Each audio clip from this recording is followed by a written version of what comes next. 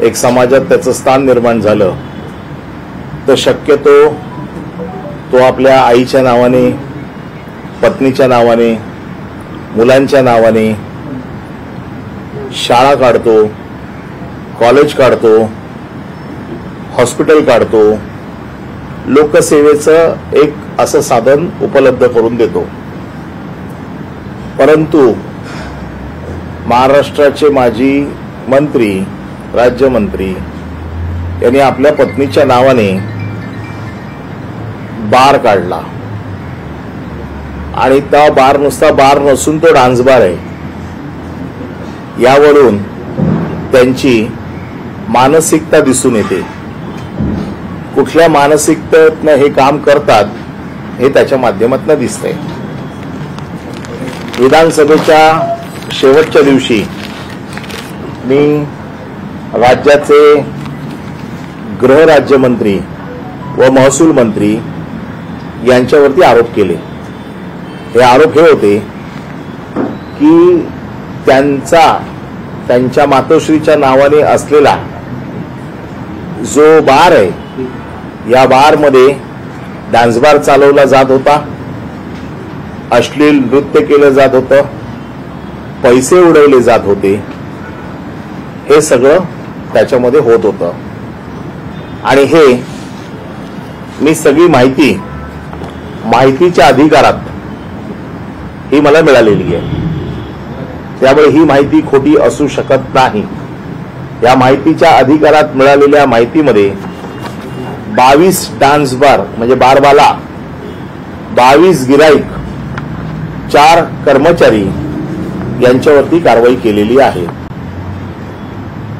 बारचे नियम तर सगळे तुळवले गेलेलेच आहेत, परंतु याच्या बाबतीत खुलासा करताना माजी मंत्री रामदास कदम यांनी सांगितलं की माझ्या पत्नीच्या नावाने बार आहे, म्हणजे आता त्याच्यात काय डिस्प्यूट राहिला नाही.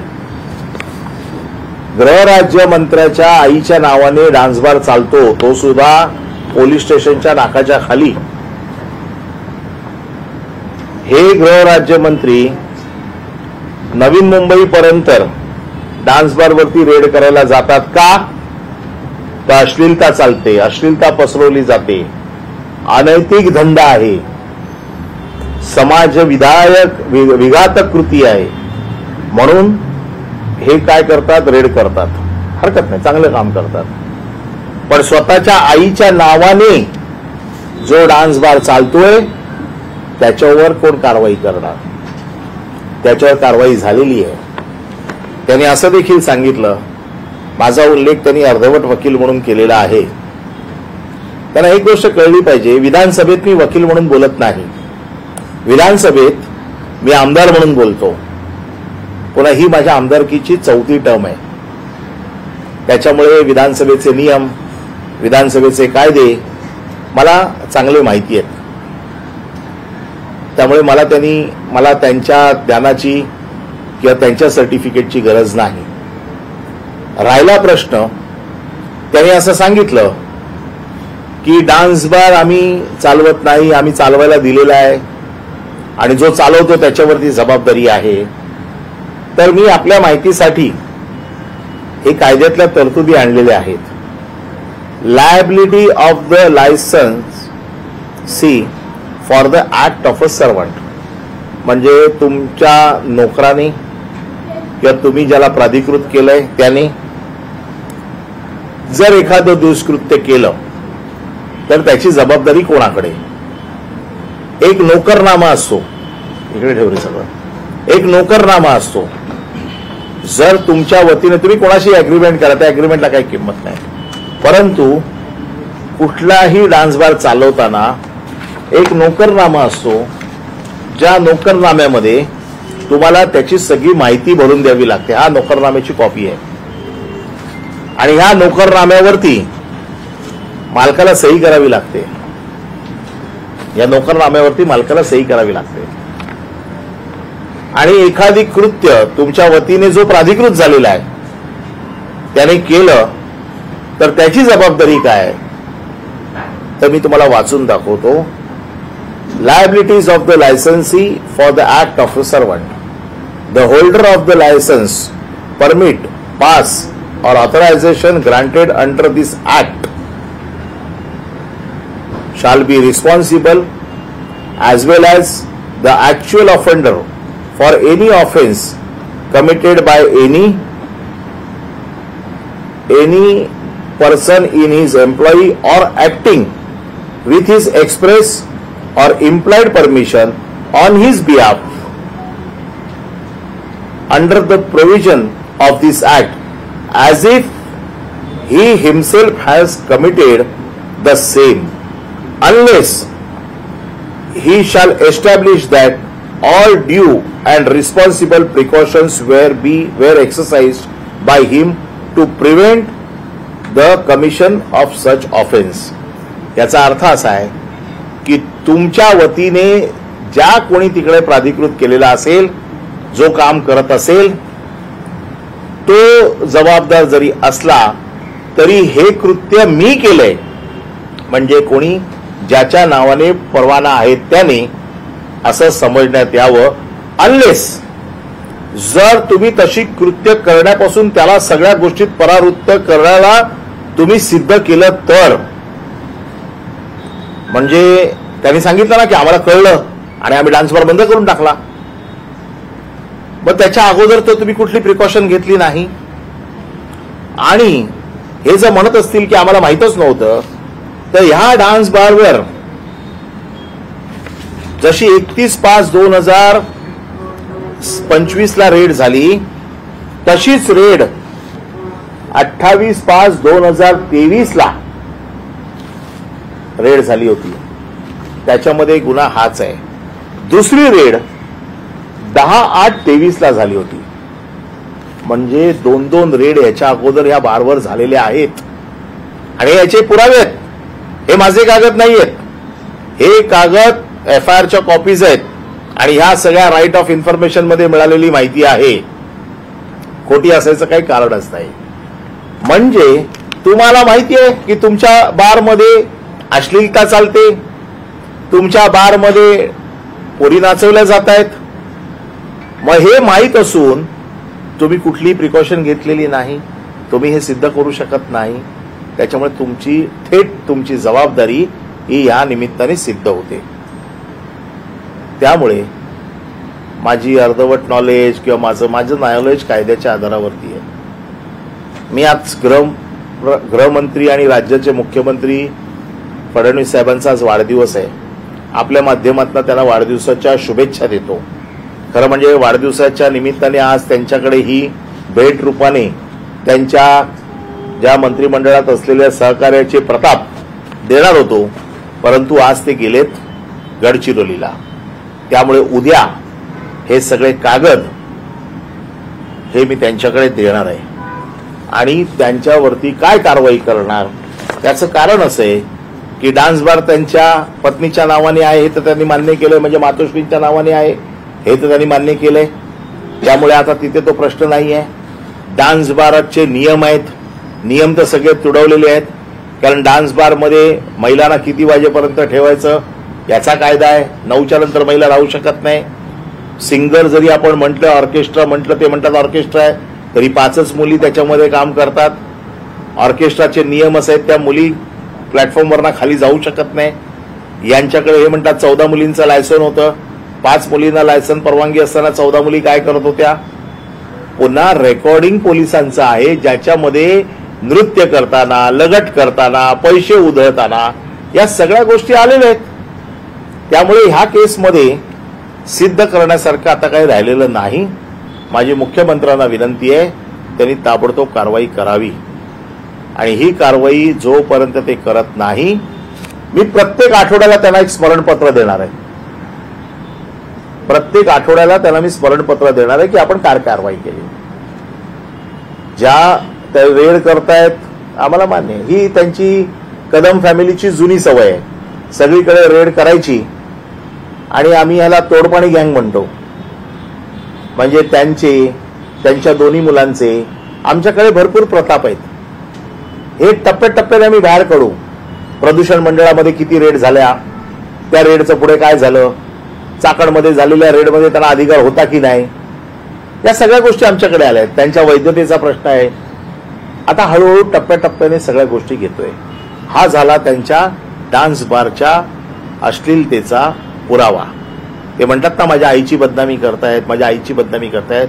अरे लाज वाटायला पाहिजे की आपल्या बायकोच्या नावाने असे प्रकारचे बार उघडून तिकडे मुली नाचवायला. शरम वाटली पाहिजे महाराष्ट्राला.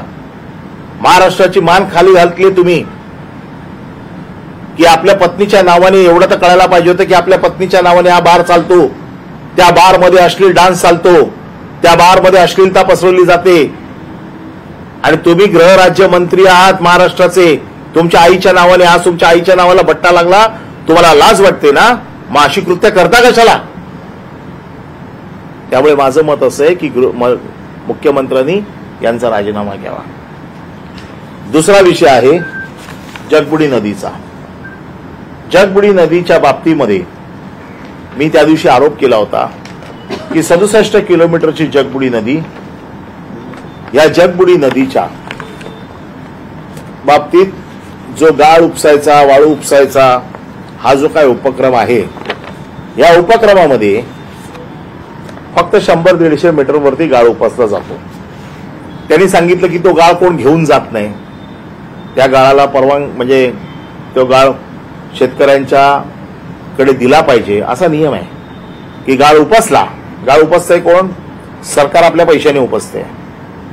तो शेतकऱ्यांकडे दिला पाहिजे. ज्या शेतकऱ्यांना त्याची गरज आहे भराव टाकण्यासाठी, असं आणखीन कुठल्या कामासाठी. वाळू असेल तर तुमच्या नवीन नियमाप्रमाणे घर बांधणीसाठी त्याला 5 ब्रास दिले पाहिजे. हा सगळा जो काय मी त्या दिवशी पुरावे दिलेले आहेत, ही सगळी जी वाळू आहे, ही सगळी वाळू ही योगिता डेंटल हॉस्पिटल आहे, जे गृह राज्यमंत्र्याच्या बहिणीच्या नावाने हॉस्पिटल आहे. दातांचं महाविद्यालय, हॉस्पिटल नाही, महाविद्यालय आहे. या महाविद्यालयाच्या प्रांगणामध्ये ही वाळू पडलेली आहे. जर ही वाळू कोण घेऊन जात नाही तर ही वाळू तुमच्या प्रांगणात काय करते? तुम्ही या वाळूचे ढिगारे स्वतःच्या कॉलेजमध्ये कशाला लावलेत? जर कोण घेऊन जात नाही तर ते तिथेच पडून राहायला पाहिजे. तुम्हाला याची गरज काय? या गाळामध्ये वाळू मिश्रित गाळ आहे. याच्यामध्ये ती तिथे जाळली जाते, वाळू वेगळी केली जाते, गाळ वेगळा केला जातो आणि यांचे चट्टे बट्टे ही वाळू नंतर घेऊन विकून टाकतात. बिपिन पाटणे हा कोण? शेतकरी आहे. कदम हा कोण? शेतकरी आहे. म्हणजे ह्यांची वाळू जिथे जिथे पडलेली आहे त्या वाळूचा आम्ही व्हिडिओ जिओ टॅग लागून आम्ही ड्रोन सर्व्हे केलेला आहे आणि तो मी उद्या पेनड्राईव्हच्या माध्यमातून मुख्यमंत्र्यांकडे देणार आहे. त्याचं कारण असं आहे की ही जर वाळू कोण घेऊन जात नाही तर या वाळूचा तुम्हाला उपयोग काय? पण हे म्हणतात की मी त्याचा कोणी नाही. 1 वर्षापर्यंत त्यांच्या म्हणण्याप्रमाणे पकडून चालू की 1 महिन्यापर्यंत ते त्या ट्रस्टवर होते. शिवतेज आरोग्य संघटना, आरोग्य सेवा संस्था हा ट्रस्ट आहे. ज्या ट्रस्टचं ते कॉलेज आहे. कोण कोण आहे त्याच्यात? यांची आई आहे, यांची बहीण आहे, यांचा भाऊ आहे. हे स्वतः आहेत असं माझं मत आहे. पकडून चला ते नाही आहेत. मग मी जे काय म्हणतो की कॉन्फ्लिक्ट ऑफ इंटरेस्ट, की तुम्ही काढलेली वाळू, तुम्ही चालवलेले आईच्या नावाने डान्स बार, हे कॉन्फ्लिक्ट ऑफ इंटरेस्ट या सदराखाली मोडतात. स्वकीयांचं हित म्हणजे कॉन्फ्लिक्ट ऑफ इंटरेस्ट. यांनी तर असं जाहीर नाही केलंय कुठे की माझे या घराशी काही संबंध नाही, मी या घराशी संबंध तोडलेले आहेत, कुठली पेपर नोटीस दिली नाही आहेत. किंबहुना कालच त्याच्या वडिलांनी मोठं भाषण केलंय की माझी दोन्ही कशी मुलं कर्तृत्वान निघाली आहेत. हे त्यांची कर्तृत्व आहेत आणि या कर्तृत्वाचा त्याच्या वडिलांना अभिमान आहे. कालच सांगितलेलं आहे. त्याच्यामुळे ते कॉन्फ्लिक्ट ऑफ इंटरेस्ट या सदराखाली मोडतात. दुसरा विषय जो मी सांगितला होता, माप्रळ नाळा. माप्रळ नाल्याचं उत्खनन करण्यासाठी आकिब मुकादम या माणसाने मुख्यमंत्री एकनाथ शिंदेना पत्र लिहिलं की मला हा गाळ काढू द्या. नंतर त्यांनी पालकमंत्री यांना पत्र लिहिलं, उदय सामंतना, की मला गाळ काढू द्या. त्यानंतर योगेश कदम यांनी पत्र दिलं की मला हा गाळ काढू द्या. अख्ख्या महाराष्ट्रात एकाच माणसाला अशा प्रकारे गाळ स्वतःच काढायचा आणि स्वतःच त्याची विल्हेवाट लावायची अशा प्रकारचं काम दिलं गेलं. हे दिलं कोणाच्या आदेशाने? महसूल मंत्र्यांच्या आदेशाने, राज्य महसूल मंत्र्यांच्या आदेशाने. हे दिल्याच्या नंतर जिथे गाळ काढायची परवानगी दिली होती, महादेव नाला नावाचा जो प्रकार आहे, माप्रळ गाव महादेव नाला, या महादेव नाल्याच्या ऐवजी त्यांनी गाळ काढला कुठे? सावित्री नदीचा. सावित्री नदीचा गाळ काढल्यावरती तो देखील सक्शन पंपने काढला, म्हणून कलेक्टरने त्याच्यावरती बंदी आणली. हे सगळे कागद मी आपल्याकडे उद्या त्यांना सबमिट केल्यावरती देणार आहे. याच्यावरती बंदी आणल्यानंतर आकिब मुकादम हा कोर्टात गेला. कोर्टाची ऑर्डर आहे. कोर्टाने काय सांगितलं? काल त्यांनी सांगितलं ना, कोर्टाच्या आदेशाने वाळू काढत होता. कोर्टाने काय सांगितलं? Due process of law follow करून तुमची ऑर्डर द्या, कारण तुम्ही त्यांना शोकॉज नोटीस दिलेली नाहीये. आणि त्यांना गाळ काढायला परवानगी दिली. त्यांच्यावरती गाळ काढायची परवानगी कुठली आहे? महादेव नाल्यातली. गाळ काढतायत कुठला? सावित्री नदीतला. अख्ख्या महाराष्ट्रात फक्त एकटाच माणूस असा गाळ काढतोय आणि म्हणून त्यांच्यावरती कारवाई झाली. हा आकिब मुकादम कोण आहे? हा यांच्या घरातला नोकरासारखा आहे, म्हणजे यांचा अगदी घरचा माणूस. त्याचे फोटो मी आपल्याला त्या दिवशी दाखवले. पुढे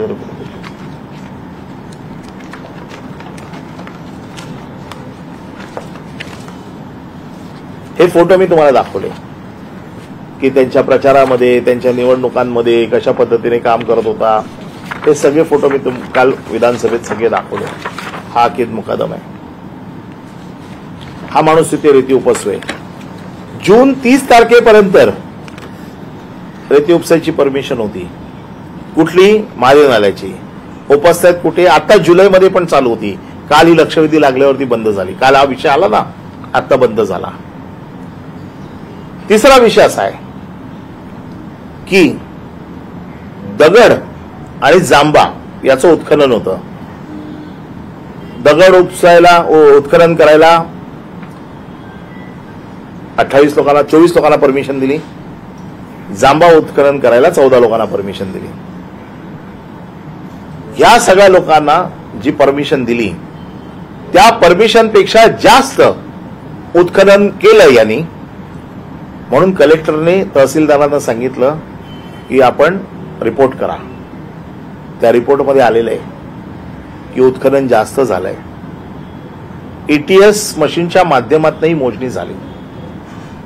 म्हणजे एटीएस मशीनने मोजणी तेव्हाच होते जी अक्युरेट पद्धतीने करायची असेल. लगेच महसूल मंत्र्यांनी त्याच्यात, महसूल राज्यमंत्र्यांनी त्याच्यात हस्तक्षेप केला आणि सांगितलं फेरमोजणी करा, कारण त्यावेळेला ते माणसं तिकडे हजर नव्हती. आता फेर मोजणी झालेली आहे. त्याची प्रचंड करोडो रुपयाची रॉयल्टी ही शासनाची बुडवलेली आहे. करोडो रुपयाची. मी तुम्हाला सगळे कागदपत्र एक एक लावून देतो. हे सगळे माझ्याकडे आहेत. मी तुम्हाला एक एक सेट त्याचा उद्या मुख्यमंत्र्यांना दिला की तुमच्याकडे देणार आहे. करोडो रुपयाची रॉयल्टी लावली आहे, नुकसान केलेलं आहे. हे 18 आणि 24 लोक जे आहेत हे यांचे कार्यकर्ते आहेत खास. आणि त्यांनी जे उत्खनन केलेलं आहे, या उत्खननाने शासनाचं करोडो रुपयाचं नुकसान झालेलं आहे. आता हे नुकसान झालेलं आहे तर त्याचा अहवाल आला पाहिजे बाहेर की किती अवैध दगड उचललाय, किती जांबा अवैध उचललाय. अजूनही त्याचा रिपोर्ट येत नाही. कारण त्याचं असं आहे की राज्यमंत्र्यांचा त्याच्यावरती दबाव आहे. आणि म्हणून मी मुख्यमंत्र्यांना आणि महसूल मंत्र्यांना मी आठवत असेल तर पहिल्याच दिवशी प्रश्नोत्तर दादा केचे यांच्या प्रश्नाच्या वेळेला सांगितलं होतं की मी कागदपत्रांसकट आपल्यावरती पुरावा देणार आहे, जे पुरावे मी दिले आहेत. आता माझं आव्हान आहे रामदास कदमना आणि योगेश कदमना, तुमच्यात हिंमत असेल माझ्यावरती अब्रू नुकसानीचा दावा लावा. तुमच्यावरती हिंमत असेल माझ्यावरती हक्कभंग आणा आणि मला व्यासपीठ उपलब्ध करून द्या. त्याचं कारण असं आहे की जर मुख्यमंत्र्यांनी यांच्यावर कारवाई केली नाही तर मी स्वतः कोर्टात जाणार आहे. त्यांनी माझा आमदार म्हणून नॉलेज बघितलंय. जे अर्धवट म्हणतात ना मला वकील, ते वकील म्हणून माझं पूर्ण ज्ञान मला जे दाखवायचंय ते मी कोर्टात दाखवेन. आणि कुठल्याही परिस्थितीमध्ये महाराष्ट्र सरकारची अब्रू जर मुख्यमंत्र्यांना वाचवायची असेल तर मुख्यमंत्री या गृह राज्यमंत्र्याचा राजीनामा घेतील आणि अब्रू जाण्यापासून सरकारला वाचवतील असं मला वाटतं. आज त्यांना वाढदिवसाच्या शुभेच्छा देतो आणि या वाढदिवसाच्या निमित्ताने त्यांनी सद्बुद्धीचा वापर करून या आपल्या सगळ्या मंत्र्यांना आवर घालावा अशी आज त्यांना वाढदिवसाच्या निमित्ताने त्यांना आज विनंती करतो. आज अजितदादा पवार यांचा देखील वाढदिवस आहे, त्यांना देखील मी शुभेच्छा देतो. अजितदादा पवार त्या दिवशी सभागृहात हजर होते. त्यांच्या कडक स्वभावाचा मी साक्षीदार आहे. असल्या गोष्टी ते खपवून घेणार नाहीत. काल सूरज चव्हाणचा त्यांनी ताबडतोब राजीनामा घेतला. अशा गोष्टी अजितदादांच्याही पचनी पडणार नाहीत. अजितदादांना देखील मी वाढदिवसाच्या शुभेच्छा देताना अशा गोष्टी तुम्ही मान्य करू नका. एकनाथ शिंदेकडनं माझी काही अपेक्षा नाहीयेत, कारण त्यांना त्यांचा राजीनामा घेणं परवडणार नाही आणि ते घेऊ शकत नाही असा माझा अभ्यास आहे. त्यामुळे ह्या दोन्ही मुख्यमंत्र्यांना आणि उपमुख्यमंत्र्यांना वाढदिवसाच्या शुभेच्छा देताना त्यांच्या महसूल राज्यमंत्र्याच्या राजीनाम्याची मागणी मी आज करत आहे. धन्यवाद. या तीन वेगवेगळ्या केसेस आहेत आणि त्या तिन्हीचे उद्याच एकाच दिवशी तुम्ही पुरावे देणार, मुख्यमंत्र्यांकडे देणार. कारण आज मुख्यमंत्री नाहीयेत. मुख्यमंत्र्यांकडे कागदपत्र, सरकारी कागदपत्र, सरकारच्या ऑर्डर्स, कायद्याचे नियम, ड्रोन सर्वे केलेले माझे पेनड्राईव्ह, हे सगळे उद्या मुख्यमंत्र्यांकडे दिले जातील. ज्या बार संदर्भात आपण तुम्ही सांगितले की संबंधित जो मालक आहे त्याच्यावर देखील कारवाई व्हायला पाहिजे, म्हणजे गृह राज्यमंत्र्यांच्या आईवर कारवाई व्हायला पाहिजे असं तुम्हाला?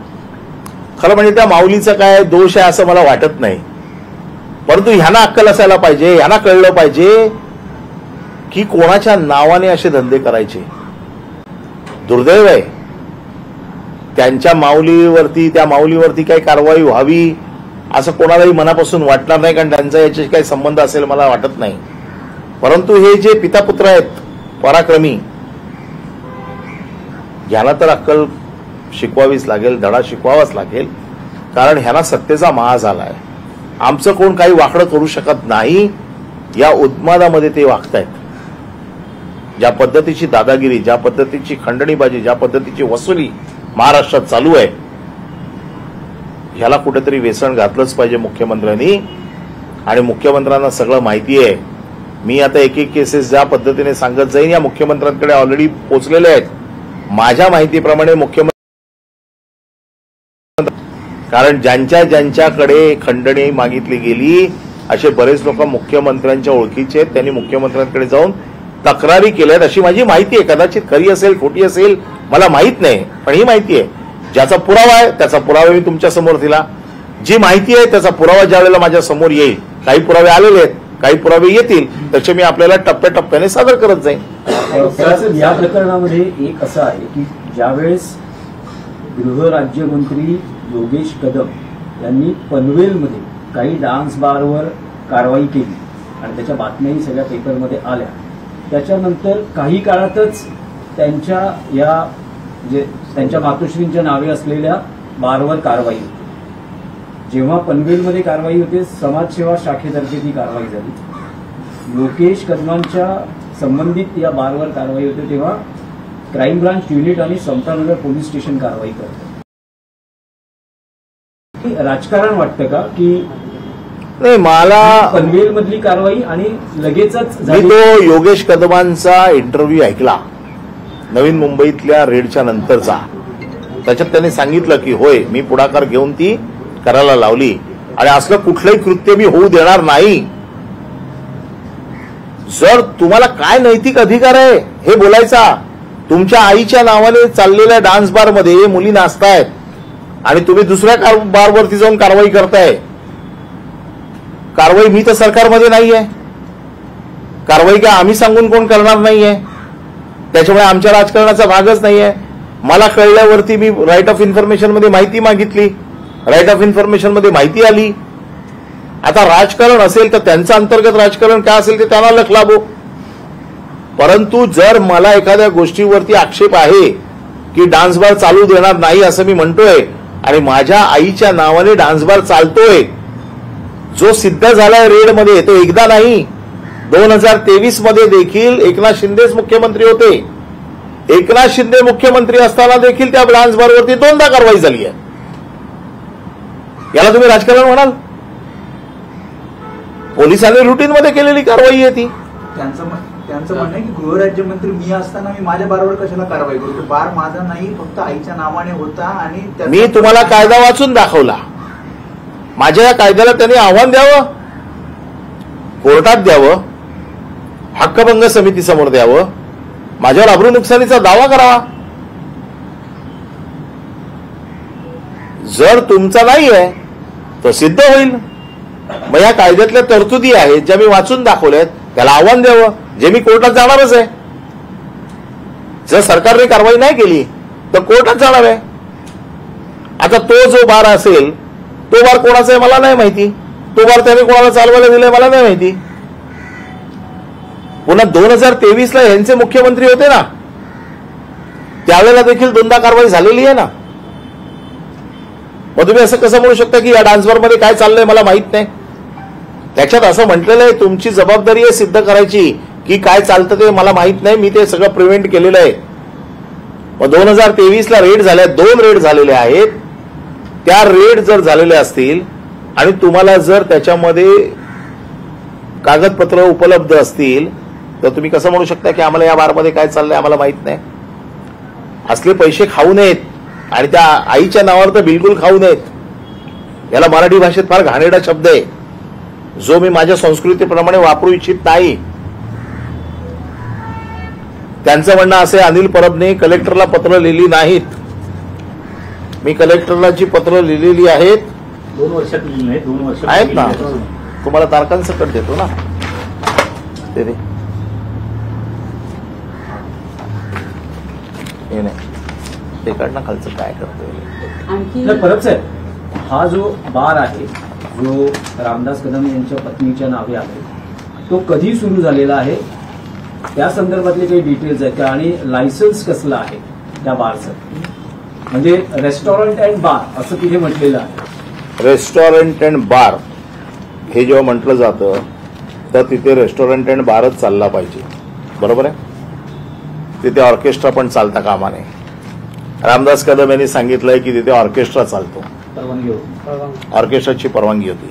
आहे तसं लायसन्स असेल ना, मला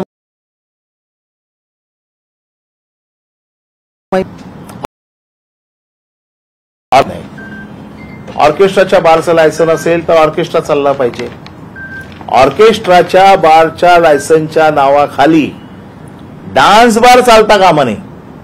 इथे डान्स बार चालू आहे आणि पोलिसांनी तो रेकॉर्ड केलेला आहे आणि पंचनाम्यामध्ये लिहून आलेलं आहे की मुली नाचताना पकडल्या, विभत्स हातवार करताना पकडल्या, गिरायकाशी लगड करताना पकडल्या. हे पंचनाम्यामध्ये आलं. हे काही माझं स्टेटमेंट नाही आहे, हे स्टेटमेंट आहे पोलिसांचं, हे स्टेटमेंट आहे पंचनाम्याचं, हे माझं नाही. त्यामुळे डान्स बारची परमिशन, डान्स बारला तर परमिशनच नाहीये, परमिशन ऑर्केस्ट्राला आहे. ऑर्केस्ट्राचं परमिशन जरी असलं, असं एक क्षण पकडून चालू ऑर्केस्ट्राचं परमिशन आहे, तरी देखील तिथे डान्स बार चालवता येत नाही. हा बार कधी सुरू झाला याच्या बाबतीत काही? हा बार कधी सुरू झाला मला माहित नाही, मी त्याची माहितीच घेतलेली नाहीये. हा बार कधी अगोदर चालू झाला असेल त्यावेळेला कदाचित तो रेस्टॉरंट अँड बार असेल. रेस्टॉरंट अँड बार चालवायला कोणाचीच काही हरकत नाहीये. रेस्टॉरंट अँड बार चालवायला कायद्याने बंदी नाहीये, डान्स बार चालवायला कायद्याने बंदी आहे. नाही, पण परब साहेब यामध्ये एक असा मुद्दा आहे, बारचं प्रकरण असेल किंवा अन्य काही जी प्रकरण आहेत ती तुम्ही मुख्यमंत्र्यांना त्या विषयासंदर्भात उद्या भेटणारा सगळी कागदपत्र सादर करणं. डान्स बारचं तर प्रकरण तसं गंभीरच आहे, पण मुख्यमंत्री स्वतःच्या प्रतिमेबाबतीत इतके जागरूक असतात की मंत्र्यांचे पीए नेमताना ही अनेक नियम आणि त्या कसोट्यांवरून त्यांना जावं लागतं. अशा वेळेस जर तुम्ही म्हणताय 2023ला 2 किंवा 3 वेळा कारवाई झालेली आहे, तर या सगळ्या गोष्टीची कल्पना, कारण गृह खातं हे मुख्यमंत्र्यांकडे आणि त्या खात्याचे ते राज्यमंत्री आहेत योगेश कदम, तर या बाबतीतली काही माहिती किंवा कल्पना राज्याच्या गृह विभागाने किंवा मुख्यमंत्र्यांच्या यंत्रणेने मुख्यमंत्र्यांना दिली नाही का? मंत्रिमंडळात त्यांचा समावेश करतात आणि आता तुम्ही हेच प्रकरण घेऊन मुख्यमंत्र्यांकडे. मला मुख्यमंत्र्यांना काय माहिती दिली काय माहिती दिली नाही याची काही कल्पना नाही, परंतु माझ्याकडे एफआयआरच्या कॉपीज आहेत ज्या राईट ऑफ इन्फॉर्मेशन मध्ये मला मिळालेल्या आहेत. 2 एफआयआर झालेले आहेत ही वस्तुस्थिती आहे. 2023ला हे एफआयआर झाले आहेत ही वस्तुस्थिती आहे. ज्या वेळेला मुख्यमंत्री एकनाथ शिंदे होते, गृह खात्याच्या बाबतीमध्ये किंवा मुख्यमंत्री आता एवढी काळजी घेतात की पीए देखील डॉटेड पीए, टिंटेड पीए देखील ते देत नाही आहेत आणि स्वतःच्या मंत्रिमंडळात हे टिंटेड मंत्री बसवलेत. मला त्यांना म्हणून मी तुम्हाला त्यांना प्रश्न विचारतोय, हा मुख्यमंत्र्यांना प्रश्न आहे की तुम्हाला पीए चालत नाहीत, मंत्री चालतात. तुम्हाला पीए चालत नाही, मंत्री चालतात. नाही, माझा मुद्दा असा आहे की माहितीच्या अधिकारात जर तुम्हाला ही माहिती उपलब्ध होते तर मुख्यमंत्र्यांच्या गृह विभागाने किंवा मुख्यमंत्र्यांच्या संबंधित यंत्रणेनं हे जे सगळं प्रकरण आहे त्यांचा मंत्रिमंडळात समावेश करताना त्याची कल्पना मुख्यमंत्र्यांना दिली नाही का? याच्या बाबतीत मी कसं उत्तर देऊ? याच्या बाबतीत मुख्यमंत्रीच उत्तर देतील ना. आता जे मुद्दे एकच मिनिट, त्याच्या अगोदर ही पत्र दाखवतो. 15/4/2024 कलेक्टरला लिहिलेलं पत्र आहे. मला माहिती पाहिजे आणि मला बैठकीची वेळ पाहिजे, त्याच्यावरती शिक्का आहे.